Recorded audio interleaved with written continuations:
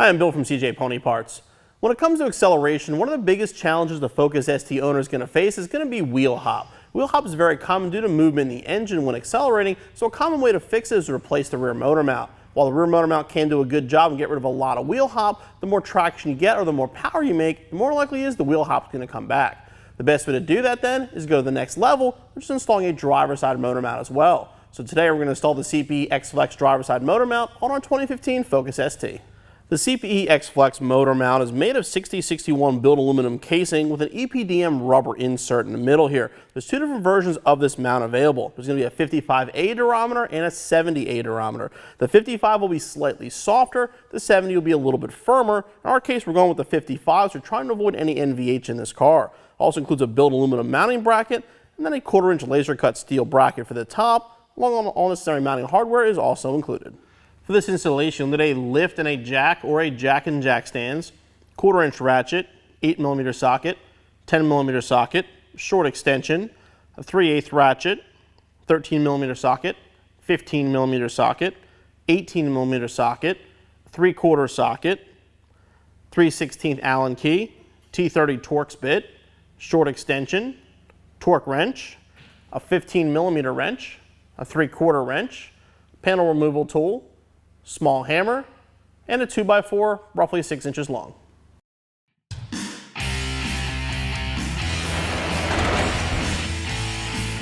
Unlike the rear motor mount installation where everything takes place under the car, the side mount is actually located underneath the battery and airbox area, so a lot of the installations can take place on the top here. We will at some point have to go underneath the car and support the engine when we take the mount off, but first of all, we're going to move everything in this area out of the way so we can get to the mount. Start by pulling the battery cover off. Then we're going to disconnect the battery.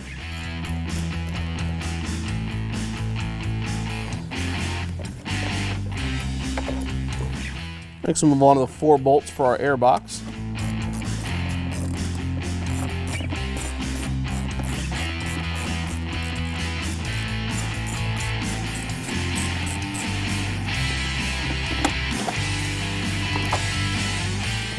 Filter out of the way. Now we're going to disconnect the sensor here, and what we're going to do, move this out of the way and disconnect the air inlet tube. So you can remove the tube, the box, and the extension here all in one place.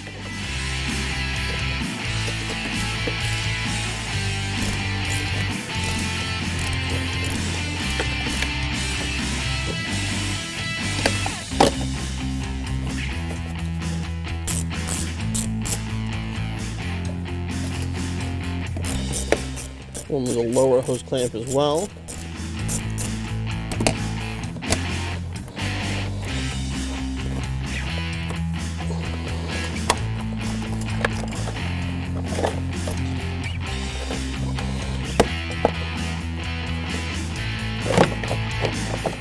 And remove the airbox. Next, we're going to work on actually removing the battery from the car. We'll start by taking off the 13mm ground on the chassis.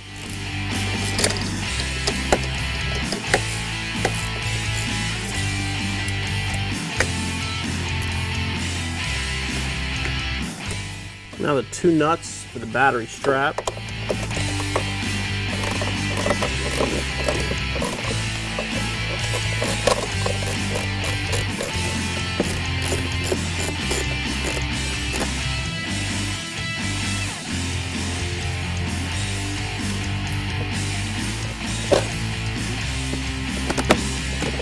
Back lid off the battery box as well.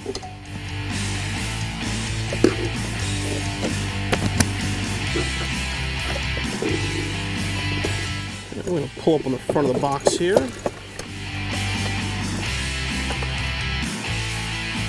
And slide the battery forward.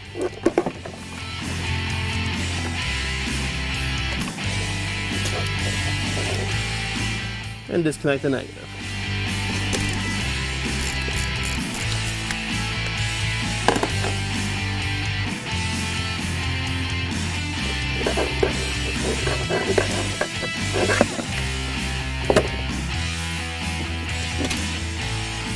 Now the battery box itself can come out. There's going to be 3 bolts, 1, 2, 1 here in the back.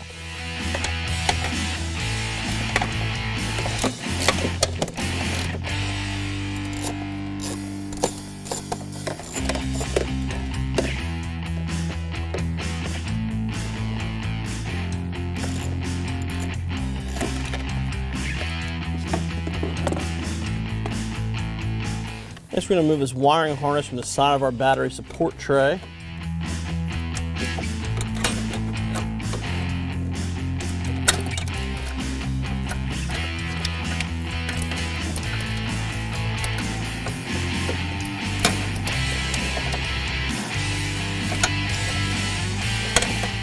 And next, we're going to move the support tray itself.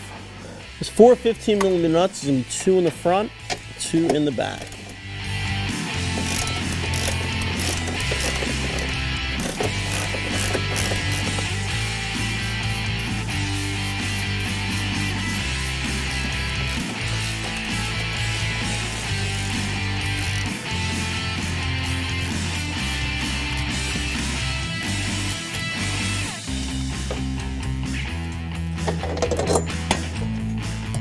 And remove the tray.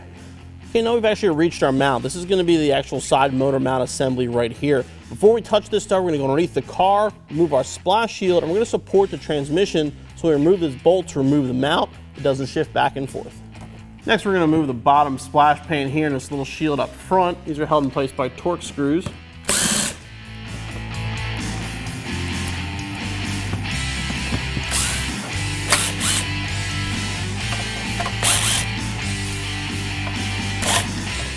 With the cover off, now you can see the transmission. This is what has to be supported when we change out our side motor mount. The rear mount is going to keep the engine in place. So what we're going to do is put a block of wood somewhere up in here, wherever you're comfortable at, to support the front of the transmission to make sure it doesn't move when we remove our side mount.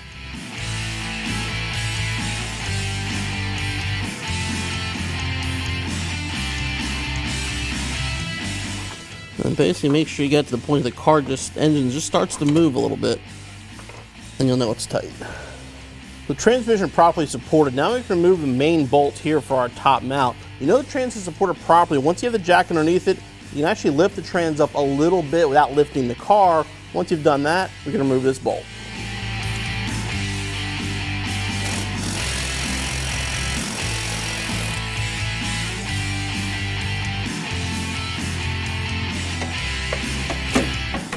And then remove the top part of our mount. Next, we're going to remove the lower mount. It's held by 3 bolts, one here, and then one up front we'll have to get with a ratcheting wrench.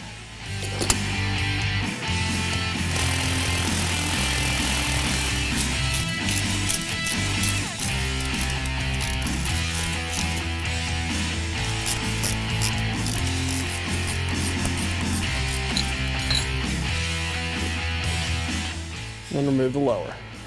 Now we're ready to assemble our xFlex mount from CPE. You're going to grab the plate here, lay it on top. It's only going to lock in one place. We're going to install the hardware next. You want to be careful with the hardware because the one screw is shorter than the other ones. The shorter screw goes in the offset hole here. The regular screws go in the rest of the holes. We'll put a little bit of red Loctite on each one before we assemble it.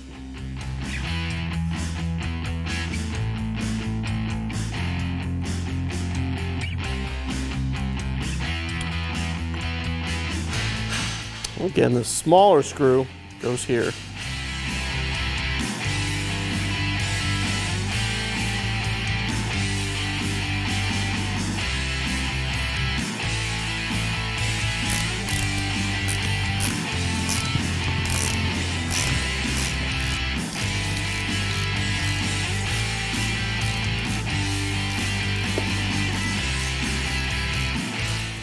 Now we'll torque to 20 foot-pound.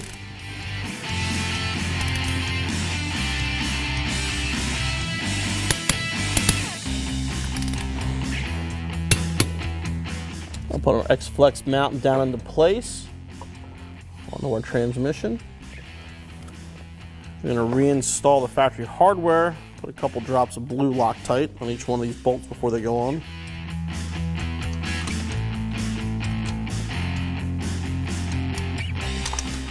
So we're going to put the front bolt in first so we can angle it out here. There's a little bit of a tighter fit in there.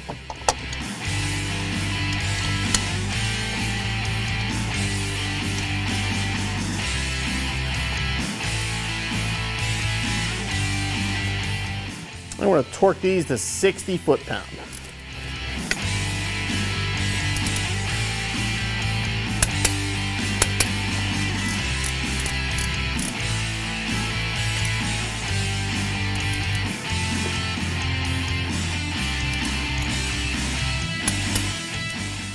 Next, we're going to install the top bracket. You want to put this in place where the factory one goes. Make sure, though, you don't get any wires or anything pinched underneath it.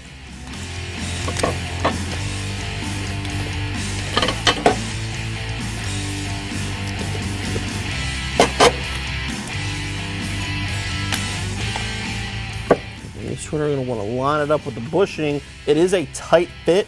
You're going to press down now and get the thing over the actual bushing.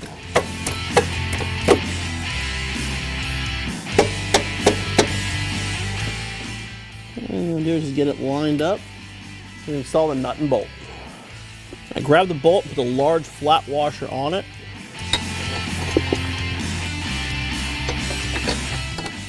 From the front. All right, now the lock washer. And the nut on the back.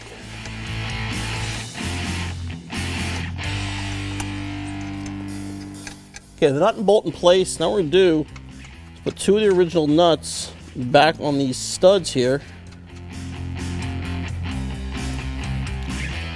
I'm going to tighten them all the way down to hold it in place, and then we can torque our nut and bolt.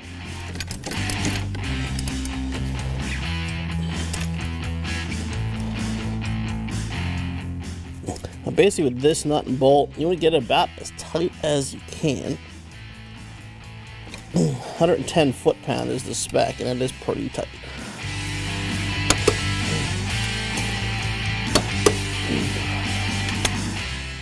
Okay, with everything torqued to spec, now we can remove these two nuts we put in place.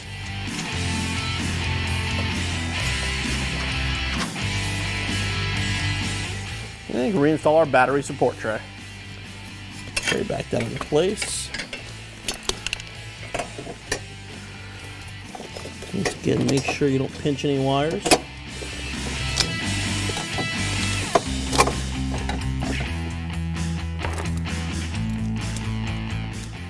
And reinstall the original hardware.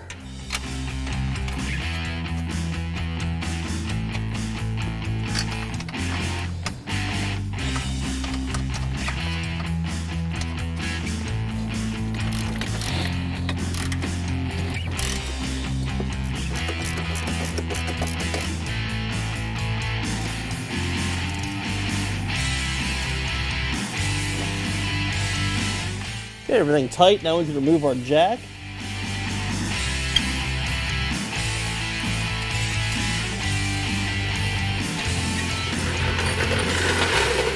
Okay, now reassemble everything we took apart.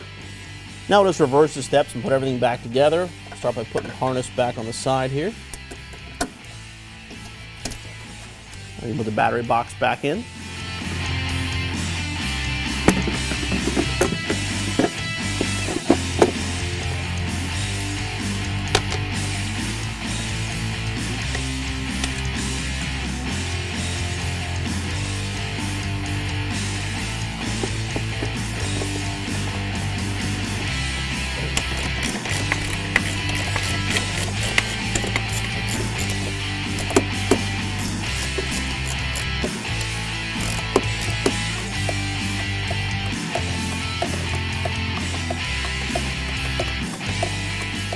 Install the battery.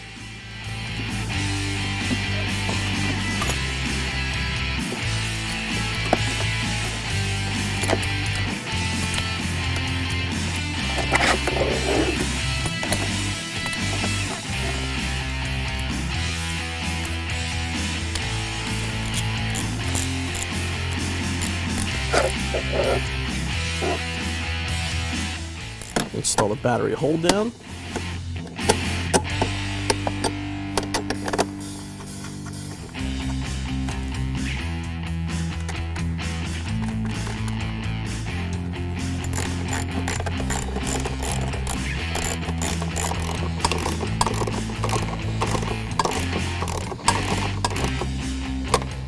We'll reinstall the ground.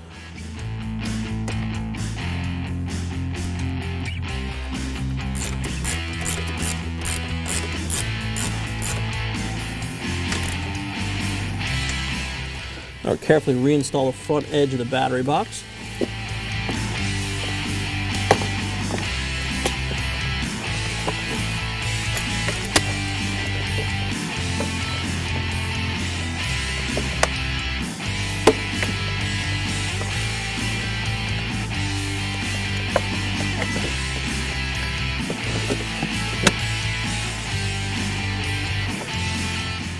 Let's move on to the rear box.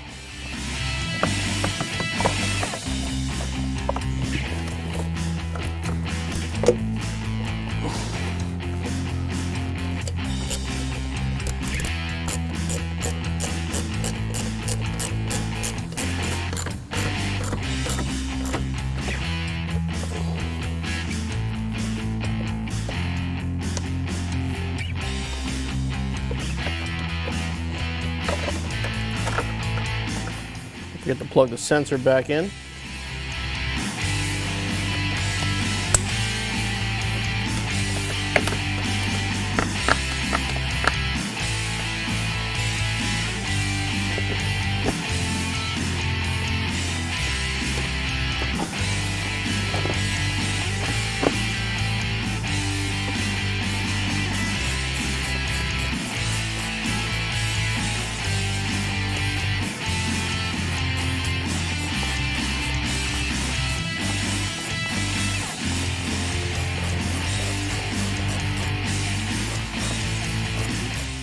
We'll reconnect our battery.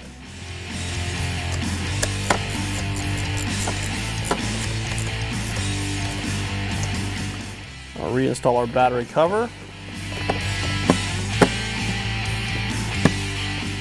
Now we can move under the car and install the splash shield.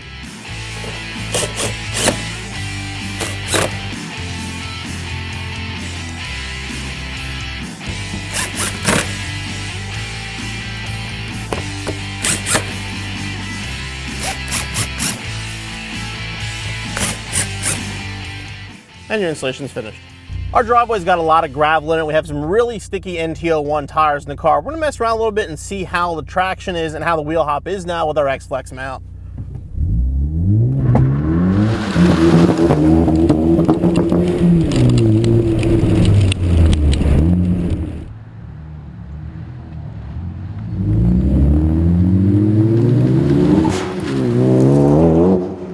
The CP xFlex driver side motor mount is a great way to combat wheel hop on your Focus ST. By combining with a high quality rear mount, that's about the best package out there to get rid of wheel hop entirely on these cars. The installation is a little bit tedious, but not terribly difficult. Figure less than 2 hours, be back on the road in no time.